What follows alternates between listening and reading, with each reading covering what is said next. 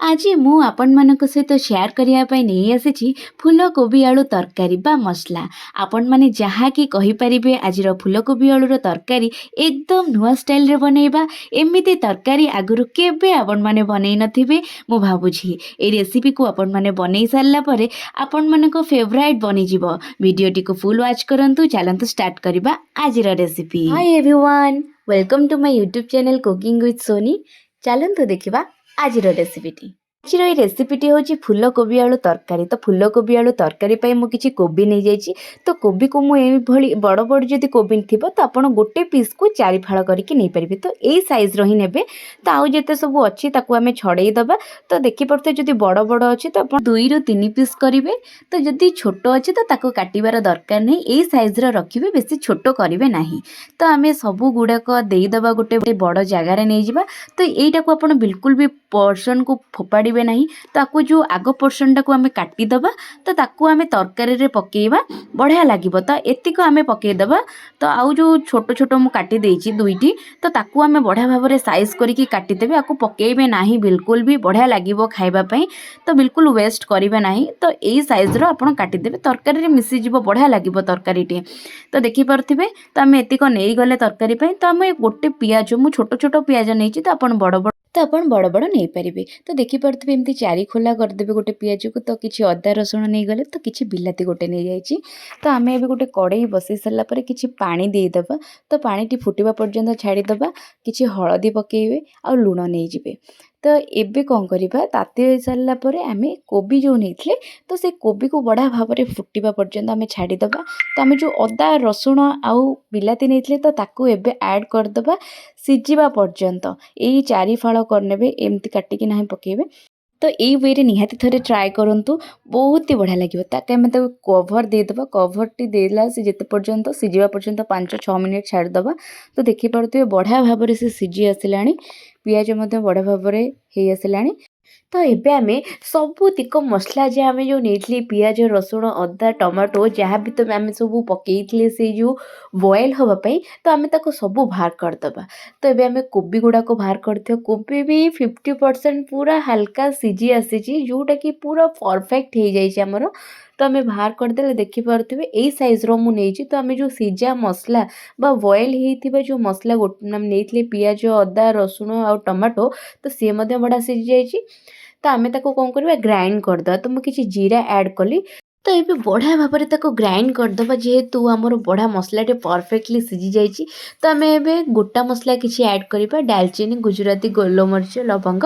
तो मसला रेडी हो गला। तो आम जो आलू मुझे साइज काटी ताको आम बढ़िया भाव में फ्राए करा। तो कड़ईटे बसई दीचे, तेल किसी देदबा। तो तेलटी बढ़िया भाव में तातिला पर्यंत आम छाड़ीदबा। तो देखिपे ताती गला। तो आम किसी आलू देदबा।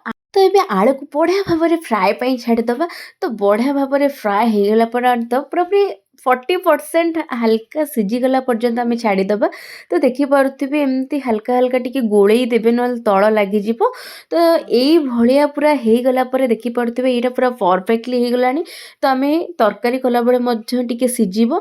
तो आम एतिकी रखिकी बढ़िया भाव में फ्राए करदबा। तो ये पूरा परफेक्ट हो गला। ताको बेसी सिझेबा ना कि बेसी भाजबा ना। तो आम ए पूरा आलू काढ़ीदबा। तो आम गोटे प्लेट को काढ़ी नेले। तो से कड़ई रे आम तेल किछि देदबा। तो कोबी आम जो थिला, आम कोबी जो सिझे कि 60% कि 50% सिझी जाइए हल्का। तो आम से कोबी को फ्राए करवा। तो जेहेतु वो सिझी जाइए, आम बेसी समय फ्राए करबानी, ना सब लगिज तल गुड़ाक। तो आम हल्का हल्का फ्राए करके काढ़ी नबा। तो टेस्ट पूरा मस्त आसो। थरे निहाती घरे ट्राए करंतु। देखि पारथिबे मु हल्का काढ़ी देली। तापर का आम से कड़ई रे किछि तेल देदबा। तेल देला परे किछि चीनी देदबा। चीनीटा कैरामेल होला पर्यंत आम छाड़ीदबा। तो ये लंका गुंड ऐड करवा। आम बाटिकी रखिथिबा मसलाटा एबे देदबा। ताको बढ़िया भाव में गोलेइबे। आम ए लंका गुंड कौन पाई देले तेल रे ना, बढ़िया कलर आसी थाए। तो निहाती एमिति ट्राए करंतु। एते सुंदर देखा जिवो, तरकारी खाया पे मध्य टेस्टी लागिबो। तो मसलाटी को बढ़िया भाव में गोलेइबे। तो जेते पर्यंत बढ़िया भाव में कषि न होइछि। तो आम किछि मसला जेते सब रखिथिले, सुखा मसला, हळदी गुंड, लंका गुंड, जीरा गुंड, धनिया गुंड, गुंड जहाँ भी रखिछन्ती करी पाउडर सब मसला पकेईदेवे। तो पकई सारा पर किसी लुण देवे, लुणटा आग देवे ना कहीं मसलू पानी बाहर थाए तो बढ़िया भाव में फ्राए न थाए। तो आम कि लुण देकिना बढ़िया भाव में गोड़ेवा किसी समय। तो आम कि कसूरी मेथी ऐड निहाती करूँ कहीं बढ़िया फ्लेवर आसी था कसूरी मेथीर। तो आम एमती पकईकी गोड़े देवे। आम जो आलू फ्राए कर रखी छाणिकी रखी तो ताकू आम एबे देकिना मसला सहित बढ़िया भाव में गोड़ेवा। तो मसला सहित गोड़ेवा द्वारा कौन होता है आलूटी बढ़िया टेक्सचर आसी थाए।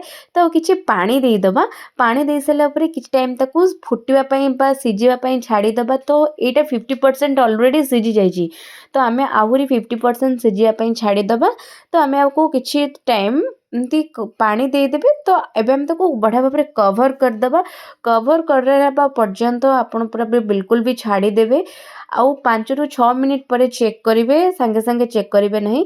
तो मुझे देखी बढ़िया भाव में फुटीगला आउ हल्का हल्का सीझी जाइए। तो आम आउ किसी टाइम ताको 2 ରୁ 3 मिनिट पर्यंत सीझापी छाड़ीदबा। तो एमती कवर करी सीझातु बढ़िया फ्लेवर आसो आउ एते टेस्टी हम ये तरकारी आप निहाती घरे ट्राए करूँ। तो यही टाइम आम जो कोबीटा बेसी फ्राए कर तो से कोबीटा को आम पकईदबा।